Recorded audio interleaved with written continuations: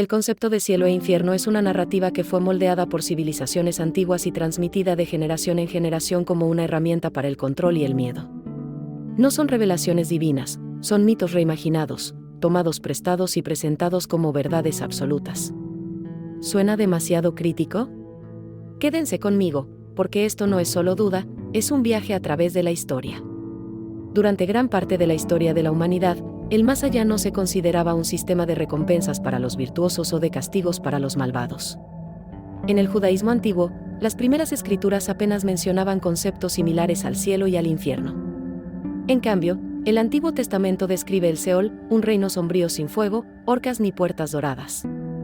Era un lugar silencioso y oscuro donde residían todos los muertos, héroes, pecadores, reyes y campesinos por igual. La moralidad no tenía importancia, el más allá era simplemente un lugar de descanso. Entonces, ¿de dónde se originaron nuestras nociones contemporáneas sobre la otra vida? He aquí el giro, fueron tomadas prestadas. El concepto de tormento eterno en el infierno proviene del zoroastrismo, una antigua religión persa que introdujo la idea del dualismo cósmico, un choque eterno entre el bien y el mal, la recompensa y el castigo. Durante el exilio judío en Babilonia, se encontraron con estas ideas, que gradualmente se filtraron en su marco teológico. Luego, los griegos entraron en escena. Su inframundo, regido por el Hades, estaba mucho más estructurado que el Seol. Los virtuosos eran enviados a los campos elíseos, un reino de paz eterna, mientras que los malvados eran condenados al Tártaro. La filosofía griega abrazó la noción de consecuencias morales después de la muerte, y cuando surgió el cristianismo, profundamente influenciado por la cultura grecorromana, adoptó y renovó estas ideas. Para cuando se escribió el Nuevo Testamento, la otra vida se había convertido en un arma dualista, el cielo para los justos, el infierno para los malvados. Pero he aquí el truco, la Biblia en sí no describe de manera consistente el cielo o el infierno. Jesús, en los Evangelios, menciona la Gehenna, un valle literal fuera de Jerusalén donde se quemaba basura, no un inframundo místico. ¿El apóstol Pablo? No dice nada sobre el infierno en absoluto, centrándose en cambio en la resurrección y la salvación. ¿Y el libro del Apocalipsis? Es una visión vívida y apocalíptica llena de simbolismo, no una hoja de ruta teológica definitiva. Si nos remontamos a la Europa medieval, la Iglesia cristiana había transformado estas ideas dispersas en dogmas. ¿Por qué? Para mantener el control. La promesa de la felicidad eterna o la amenaza de la condenación eterna se convirtieron en una herramienta poderosa. El infierno, en particular, se utilizó para infundir miedo, imponer la obediencia y justificar la venta de indulgencias, que en esencia ofrecían la salvación a cambio de un precio. El cielo y el infierno ya no eran verdades espirituales sino instrumentos de manipulación. Y no pasemos por alto a Dante. Su Divina Comedia, escrita en el siglo XIV, grabó en nuestras mentes las vívidas y aterradoras imágenes del infierno, círculos de tormento, lagos de fuego y demonios que torturan sin cesar a los pecadores. Pero aquí está el giro, Dante no estaba escribiendo teología, estaba creando poesía. Sin embargo, su visión ficticia del infierno ha dado forma a nuestra imaginación colectiva durante generaciones. El concepto moderno de cielo e infierno no es una revelación divina, sino un collage de mitos persas, filosofía griega, política romana y tácticas medievales de intimidación. Es una narrativa tejida por humanos, no transmitida desde los cielos. Durante gran parte de la historia, la otra vida no fue un tema de juicio moral. En cambio, se la veía como una continuación vaga y sombría de la existencia, un reino neutral, no un paraíso ni un pozo de desesperación. Sin embargo, a medida que las sociedades avanzaban, también lo hacían sus historias. La realidad es la siguiente: nuestras ideas actuales sobre el más allá son producto de un préstamo cultural, una manipulación política y una creación de mitos que se han extendido a lo largo de los siglos. Tomemos como ejemplo el antiguo Egipto. Su visión del más allá se centraba en Ma'at, el principio del orden cósmico. Para los egipcios, la vida después de la muerte no era una cuestión de moralidad, sino de preservar el equilibrio. Los ricos y poderosos podían permitirse elaborados rituales de momificación para asegurarse un lugar en el campo de juncos, un tranquilo espejo del mundo terrenal. Los pobres, sin embargo, no eran tan afortunados. El acceso a una buena vida después de la muerte dependía del estatus y la preparación, no de la virtud. En la antigua Mesopotamia, la otra vida era sombría. Todas las personas, independientemente de sus acciones en vida, descendían al mismo inframundo oscuro conocido como Kur. Allí, existían como sombras en una eternidad carente de esperanza, juicio o recompensa. Esta visión sombría dio forma a su cultura, enfatizando la supervivencia y el legado en la vida por encima de las preocupaciones sobre lo que había más allá. Cuando los griegos entraron en escena, introdujeron un nuevo nivel de complejidad. Su inframundo, gobernado por Hades, estaba dividido en reinos que reflejaban las acciones de una persona. Los virtuosos podían descansar eternamente en los campos elíseos, mientras que los verdaderamente malvados enfrentaban el castigo en el Tártaro. Pero aquí está la clave: el Tártaro no era para los pecadores comunes. Estaba reservado para figuras mitológicas que cometían ofensas extraordinarias contra los dioses. Para la mayoría de las personas, el más allá no era ni tormento ni felicidad, sino una existencia neutral en los prados de Asfódelos. El hinduismo y el budismo ofrecían una perspectiva diferente sobre la otra vida. En lugar de un castigo o una recompensa eternos, estas tradiciones introdujeron el samsara, el ciclo de muerte y renacimiento. En este sistema, tu karma, o la suma de tus acciones, determinaba tu próxima vida. No había un infierno de fuego ni un palacio resplandeciente, solo un bucle interminable de reencarnaciones hasta que alcanzar la iluminación rompía el ciclo. El enfoque no estaba en el juicio divino, sino en la autosuperación y la liberación. Esta visión fluida y cíclica de la otra vida contrasta marcadamente con el marco binario del cielo y el infierno que luego adoptó el cristianismo. Ahora, pasemos a la antigua Roma, donde la religión fue cooptada estratégicamente para servir a fines políticos. Los emperadores romanos reclamaban un estatus divino y usaban la promesa de la otra vida para reforzar su autoridad. La lealtad al imperio estaba ligada a la lealtad a los dioses, y la lealtad a los dioses supuestamente aseguraba una vida favorable después de la muerte. ¿Y en cuanto a la deslealtad? Bueno, digamos simplemente que la otra vida no parecía muy prometedora. Aquí, la otra vida se volvió menos sobre la moralidad personal y más sobre la sumisión al poder. Cuando el cristianismo comenzó a surgir, absorbió esta mezcla cambiante de ideas religiosas y políticas. Los primeros cristianos vivían bajo el dominio romano y sus creencias reflejaban una mezcla de enseñanzas judías y cultura grecorromana. Pero ocurrió algo fundamental: el cristianismo comenzó a utilizar el más allá como herramienta. El cielo y el infierno pasaron de ser conceptos abstractos a ser armas en una batalla por la influencia sobre los corazones, las mentes y, en última instancia, el control. La promesa de una recompensa eterna o la amenaza de un castigo eterno no era solo una doctrina, sino un poderoso motivador. Este enfoque no era exclusivo del cristianismo. La escatología islámica se desarrolló de manera similar bajo influencias históricas y culturales específicas. El Corán describe imágenes detalladas del paraíso y el infierno, pero estas fueron moldeadas por el contexto más amplio del antiguo Oriente Próximo. Al igual que en otras tradiciones, los conceptos de recompensa y castigo fueron elaborados para inspirar devoción y desalentar la disidencia. En esencia, la historia del más allá no trata de una revelación divina, sino de una adaptación. Las sociedades han reinterpretado continuamente la muerte y lo que sigue para satisfacer sus necesidades, ya sea para consolar a los dolientes, controlar a la población o dar sentido a los misterios de la vida. El más allá evolucionó no porque fue revelado, sino porque los humanos lo necesitaban. En la Edad Media, la vida después de la muerte se había convertido en una narrativa integral. Ya no era solo una creencia, era un sistema intrincado con descripciones vívidas, expectativas morales rígidas y, sobre todo, consecuencias severas. Pero estas ideas no se basaban en verdades universales, sino que se construían sobre capas de mitos antiguos, agendas políticas y cambios culturales. Ahora, centrémonos en lo que la ciencia puede medir realmente. Durante décadas, los investigadores han explorado la profunda cuestión de qué sucede cuando morimos. Las respuestas que han descubierto son mucho más sólidas, y mucho menos mágicas, de lo que sugieren las narrativas populares. La muerte no es un interruptor de encendido y apagado, es un proceso, no un evento singular. La neurociencia ha trazado una serie de cambios predecibles que se producen en el cerebro durante los momentos previos y posteriores a la muerte. A medida que disminuyen los niveles de oxígeno y el flujo sanguíneo, el cerebro entra en un estado hiperactivo, lo que desencadena un aumento repentino de la actividad eléctrica. Esta es la base biológica de lo que muchos describen como experiencias cercanas a la muerte, SM. Esas visiones vívidas de túneles, luces brillantes o una profunda sensación de paz, no son evidencia de la vida después de la muerte, sino más bien el intento del cerebro de interpretar su propio apagado.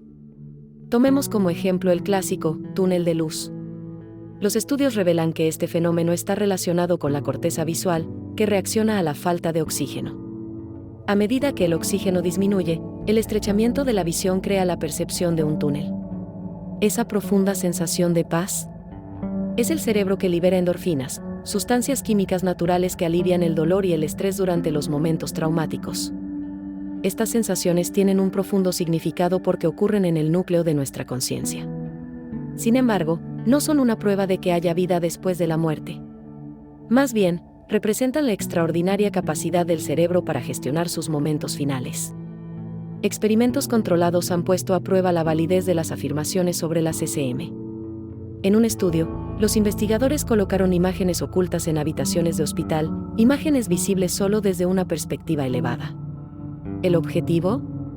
Determinar si los pacientes que habían sufrido un paro cardíaco y que habían relatado experiencias extracorporales podían describir esas imágenes.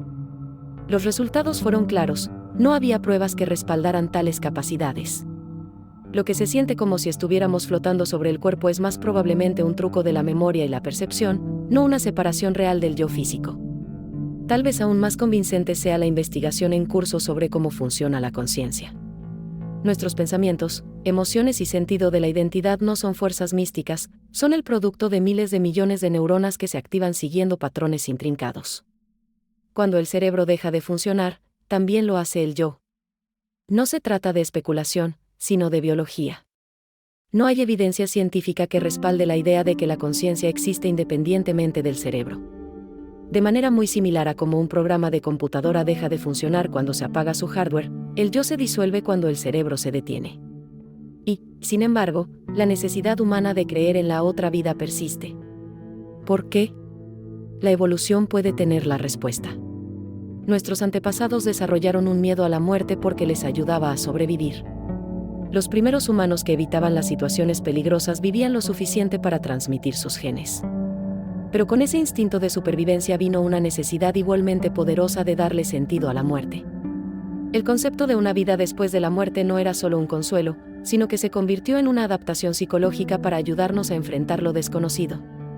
Los científicos también han tratado de determinar si existe alguna energía o sustancia medible que pueda validar la idea de un alma. Alerta de spoiler, no hay evidencia. Las afirmaciones de que el alma es una forma de energía entran en conflicto con las leyes de la física. La energía no simplemente se desplaza hacia el universo después de la muerte, sino que se transforma en calor, movimiento u otras formas mensurables. La energía de tu cuerpo no escapa a otra dimensión, permanece aquí, alimentando los procesos naturales de descomposición y entropía. Pensemos en el famoso experimento de los 21 gramos que llevó a cabo el Dr. Duncan McDougall en 1907. Afirmó que los pacientes pesaban ligeramente menos en el momento de la muerte, interpretando esto como una prueba de que el alma abandonaba el cuerpo. Pero sus métodos estaban plagados de fallos, sus resultados eran irrepetibles y la comunidad científica acabó desestimando sus hallazgos. Hasta el día de hoy, la ciencia moderna no reconoce ninguna prueba creíble de la existencia de un alma o de cualquier otra esencia no física que abandone el cuerpo después de la muerte. ¿Qué pasa con las afirmaciones paranormales?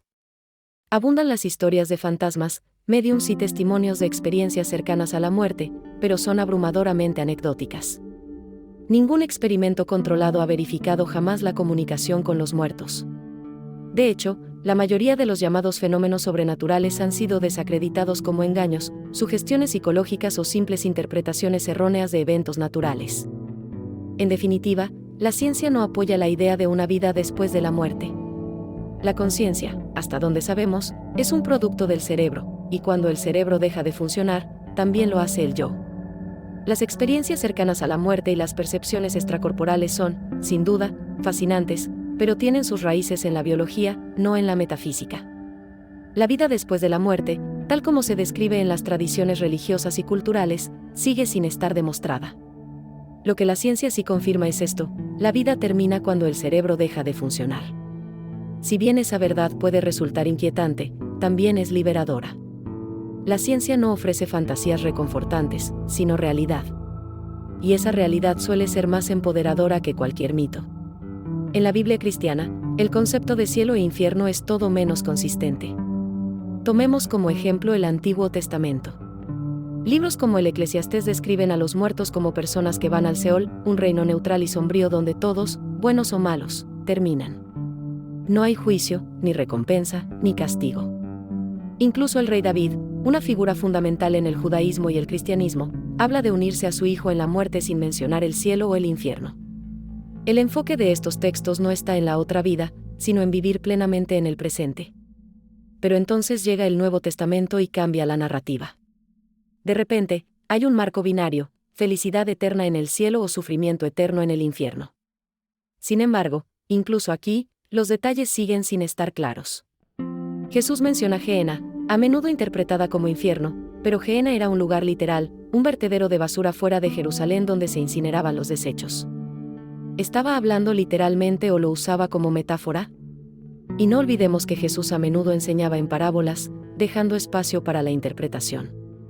¿Cuánto de esto tenía la intención de describir una vida después de la muerte tangible? Y luego está Pablo, una de las figuras teológicas clave del cristianismo. Sorprendentemente, apenas menciona el infierno. En cambio, Pablo enfatiza la salvación a través de la fe y la esperanza de la resurrección. Sus escritos se centran en la vida eterna, no en la condenación eterna. Este silencio plantea la pregunta, si el infierno es una piedra angular de la doctrina cristiana, ¿por qué Pablo, uno de sus arquitectos, parece restarle importancia? Las contradicciones se extienden al Apocalipsis, que presenta una visión completamente diferente y mucho más vívida. Escrito en un estilo apocalíptico, el Apocalipsis habla de lagos de fuego, sufrimiento eterno y días de juicio. Sin embargo, muchos estudiosos bíblicos coinciden en que estas descripciones son profundamente simbólicas, más una crítica a la persecución romana que una descripción literal de la otra vida.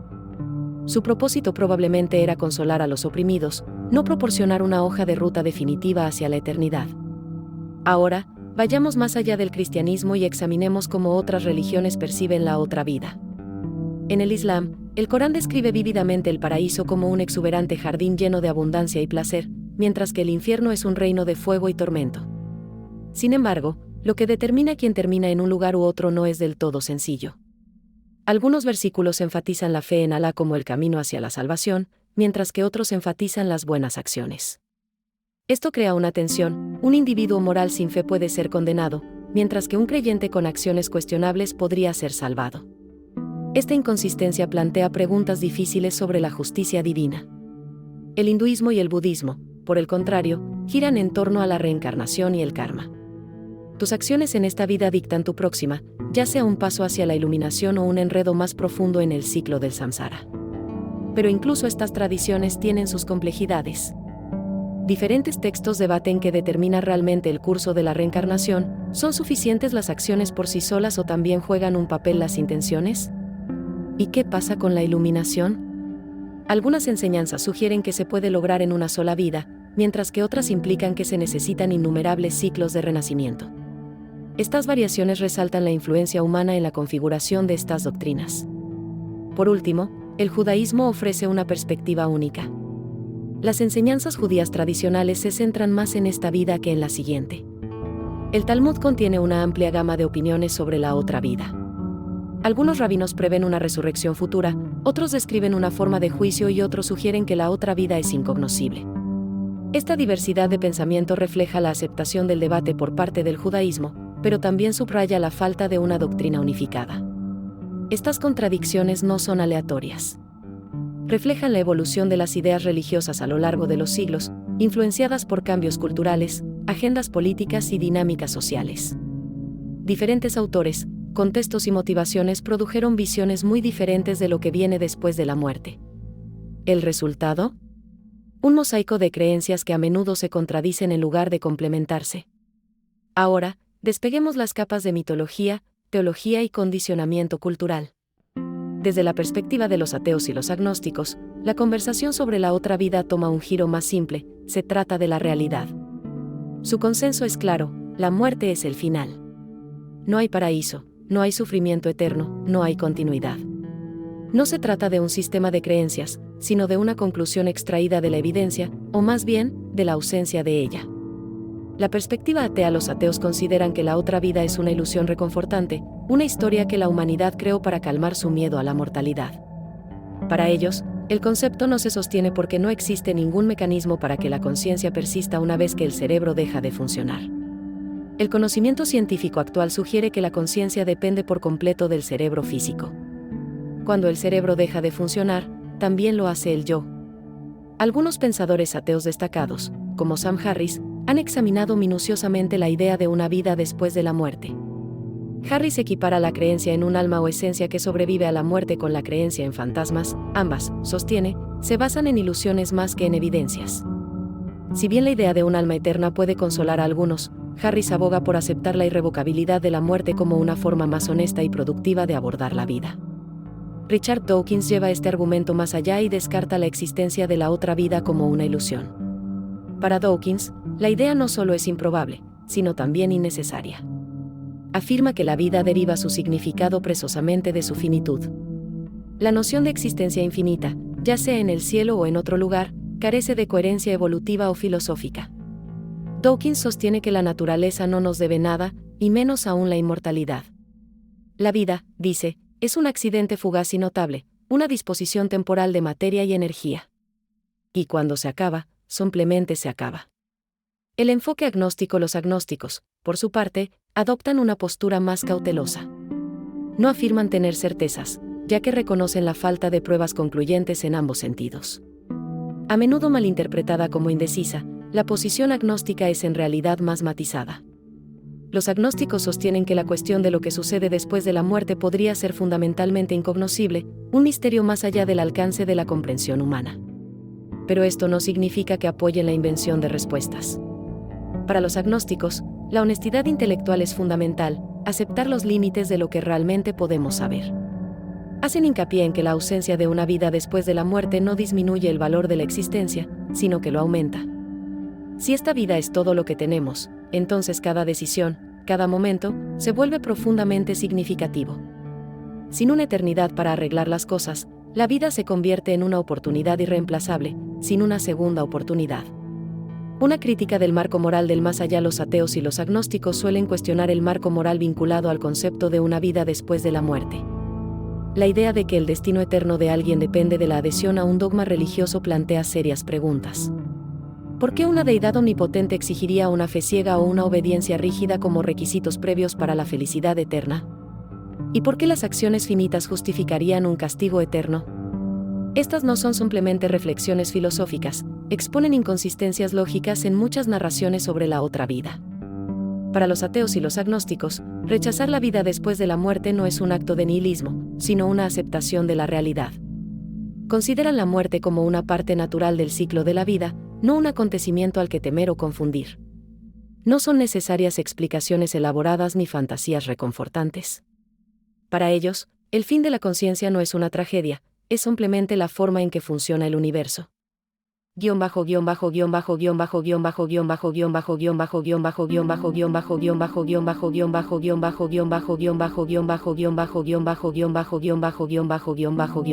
Experiencias cercanas a la muerte, SM. Muchas personas que relatan experiencias cercanas a la muerte describen sensaciones sorprendentemente similares: flotar sobre sus cuerpos, una sensación de paz y visiones de una luz brillante o un túnel.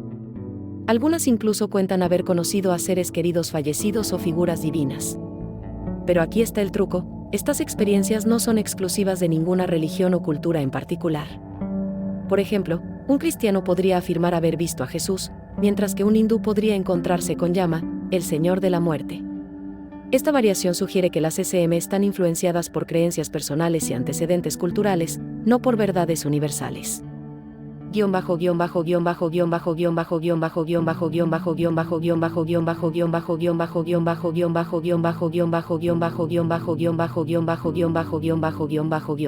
La ciencia y las experiencias cercanas a la muerte. La ciencia ofrece explicaciones convincentes y basadas en evidencia sobre las SM, desmantelando gran parte del misticismo que las rodea. Las SM suelen ocurrir durante momentos de estrés extremo en el cerebro, como un paro cardíaco, falta de oxígeno o un trauma severo. Durante estos momentos críticos, el cerebro libera una oleada de endorfinas y dopamina, lo que produce sensaciones de euforia y calma. ¿Qué ocurre con el famoso túnel de luz? La neurociencia relaciona este fenómeno con la corteza visual, que reacciona a la falta de oxígeno. A medida que disminuye el flujo sanguíneo, el estrechamiento de la visión crea la ilusión de un túnel. Del mismo modo, Los sentimientos de paz y las visiones de seres queridos surgen del acceso del cerebro a recuerdos y patrones emocionales profundamente arraigados. Estos no son vistazos a otro reino, son la notable manera que tiene el cerebro de gestionar su propio declive, ofreciendo consuelo durante sus momentos finales.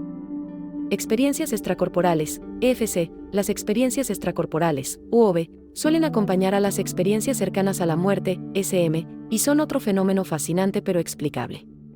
Las personas suelen describir que flotan sobre sus cuerpos y observan su entorno desde una perspectiva elevada. Si bien esto puede parecer sobrenatural, la neurociencia ha demostrado que las OV son ilusiones generadas por el cerebro. Los estudios han demostrado que estimular regiones específicas del cerebro, como la unión temporoparietal, puede inducir experiencias extracorporales en experimentos controlados. Esto sugiere que las experiencias extracorporales no son evidencia de que el alma abandone el cuerpo, sino más bien una alteración en los sistemas de percepción espacial del cerebro. Experimentos controlados han puesto a prueba aún más las afirmaciones sobre las experiencias extracorporales. En un estudio muy conocido, los investigadores colocaron imágenes ocultas en estanterías altas en habitaciones de hospitales, imágenes visibles solo desde un punto de vista aéreo. Si las experiencias extracorporales fueran reales, los pacientes que las experimentaron deberían haber sido capaces de identificarlas. ¿El resultado? Ningún paciente pudo describir con precisión las imágenes ocultas. Lo que parecía una experiencia trascendental era, en realidad, un truco del cerebro.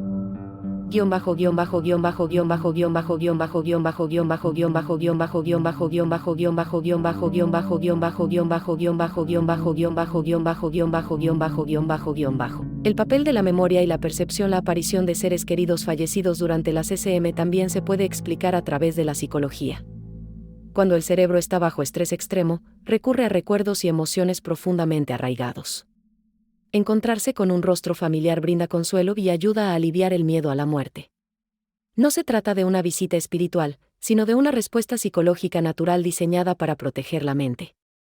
De manera similar, los escépticos han examinado las afirmaciones de personas que informan estar clínicamente muertas durante minutos o incluso horas antes de regresar con vívidos relatos del cielo o el infierno. El término clínicamente muerta puede ser engañoso, se refiere a un cese temporal de la actividad medible, como el latido del corazón o la respiración. Sin embargo, la actividad cerebral a menudo continúa durante varios minutos, lo que significa que la conciencia no se ha apagado por completo. Estas experiencias ocurren en una zona gris entre la vida y la muerte, impulsadas por las funciones restantes del cerebro, no por la evidencia de una vida después de la muerte.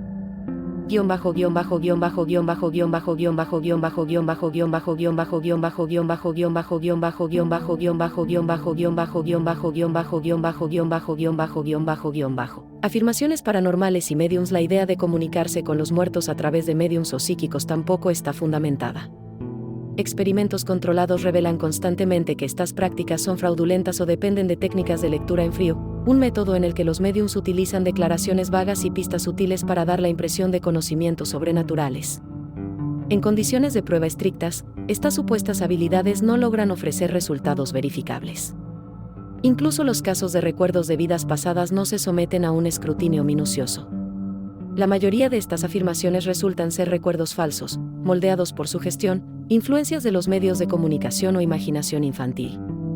Tomemos, por ejemplo, el infame caso de Brady Murphy, en el que una mujer afirmó recordar una vida pasada. Tras una investigación, se demostró que se trataba de una invención, influenciada por recuerdos de la infancia en lugar de pruebas de reencarnación. La persistencia de las reivindicaciones místicas. La persistencia de las SM y otras afirmaciones místicas se debe a un factor clave: los humanos temen a la incertidumbre. Enfrentarse al vacío de lo desconocido es profundamente inquietante, por lo que llenamos ese vacío con historias, visiones y creencias para darle sentido. Pero la ciencia es clara: estas experiencias son reflejos de los extraordinarios esfuerzos del cerebro por consolarse y protegerse mientras se apaga. Son fascinantes e innegablemente humanos, pero no son evidencia de una vida después de la muerte. Lo que muchos interpretan como un vistazo a otro mundo es, en realidad, la última obra maestra del cerebro antes de que se apaguen las luces.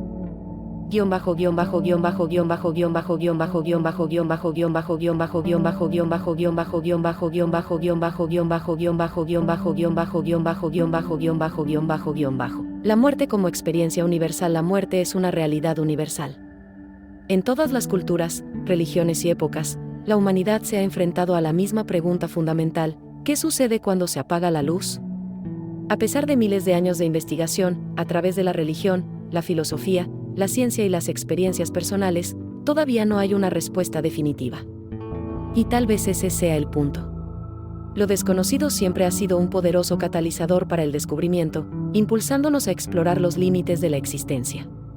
La ciencia moderna ha despojado a la muerte de gran parte de su misterio. Biológicamente, entendemos lo que ocurre: el cuerpo se descompone, las células dejan de funcionar y la energía que sustenta la vida se disipa en el medio ambiente. Pero lo que sigue siendo elusivo es la experiencia profundamente personal de enfrentarnos a nuestra propia mortalidad, un momento que la ciencia aún no puede explicar por completo.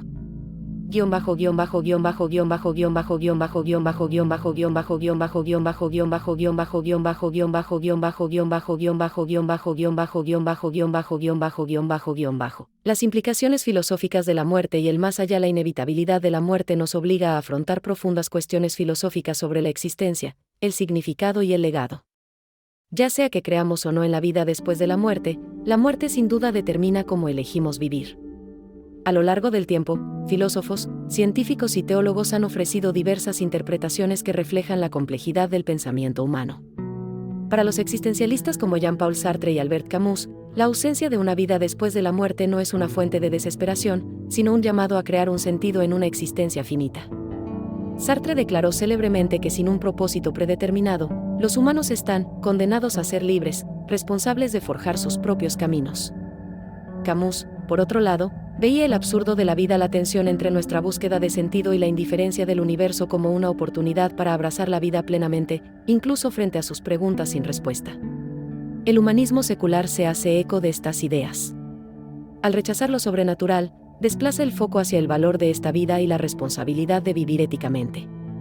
Sin la promesa del cielo o el miedo al infierno, sostienen los humanistas, la moralidad se convierte en una elección consciente, no en un mandato divino.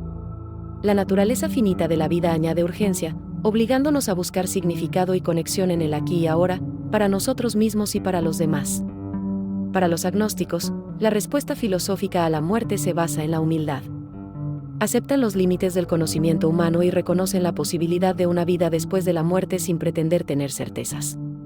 Esta apertura a menudo conduce a un enfoque en el presente, donde el futuro incognoscible no resta valor a la riqueza del momento actual.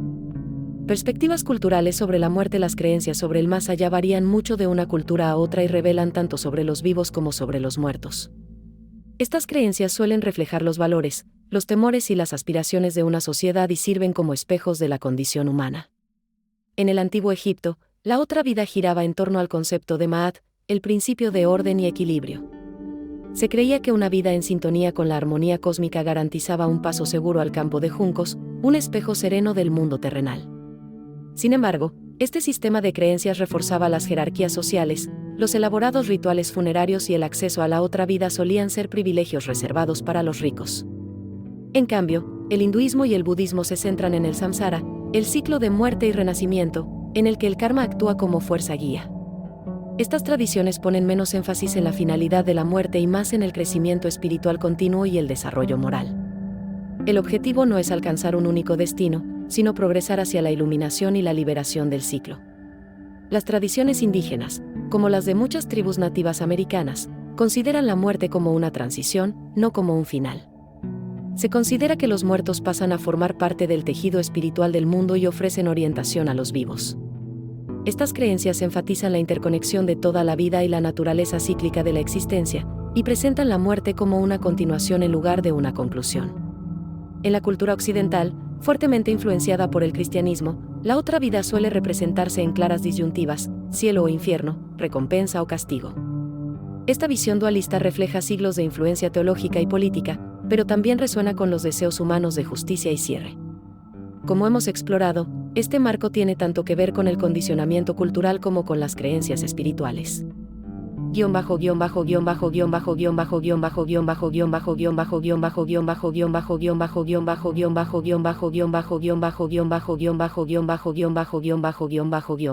La búsqueda de la comprensión. Los avances en física cuántica han dado lugar a teorías intrigantes pero especulativas sobre la conciencia y el más allá.